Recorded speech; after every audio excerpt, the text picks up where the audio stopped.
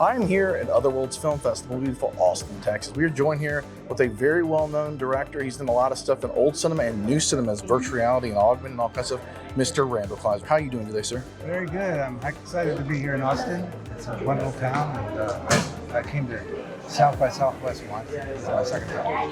Very, very cool. Your panel today was very fascinating. You went over a spectrum, a large variety of things. Of course, you're known for many films like Grease and Flight of the Navigator, 80s retro sci-fi, which is the theme of this event, a lot of heavy sci-fi.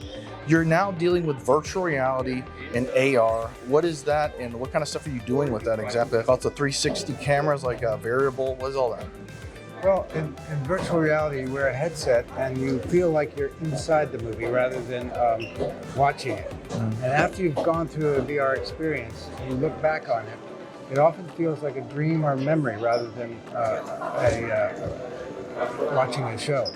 And I did a 12-part series on that's in this format, and it can be reached at defrostvr.com. If you have a headset, you can download it and watch an hour of content where you become this woman who's had a stroke and is meeting her family after being frozen for 30 years. So it's a real interesting project, and you feel like you're there. You are that character.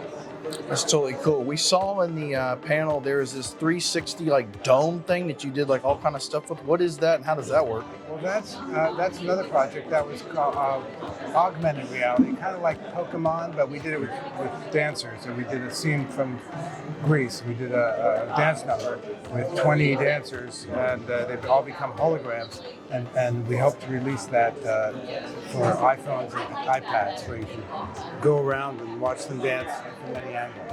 It's totally cool. You got the release about a month ago. Zuckerberg, they're talking about this metaverse, augmented reality. Particularly the future is VR. What are your thoughts on that? Where do you see that being developed over the next 5 or 10 years? Like gaming, VR movies, VR panels, live streams? What do you think? All of those. And also, I think they want to make it so that you can talk to your relatives who are far away and feel like you're with them. I think that's what Zuckerberg has in mind, to make it so that the whole world is together and in 3D and feels like you're there. But my hope is that they will finally, enough people will have the headsets to watch my show. So I was going to ask you about wrapping up the headsets. You said the technology is still being developed. I know they're wireless now. Oculus is doing stuff. Where do you see the mainstream market being able to create a headset that's affordable for everyone to be able to use, but also who would be doing that, or what would you like to see in that development? My hope is that they will get glasses that are like regular glasses, wraparound glasses. Sunglasses? Yes, with a little thing on the side where you tap it and you go into VR or AR and back to normal. That's what I hope. And the earphones would be in this.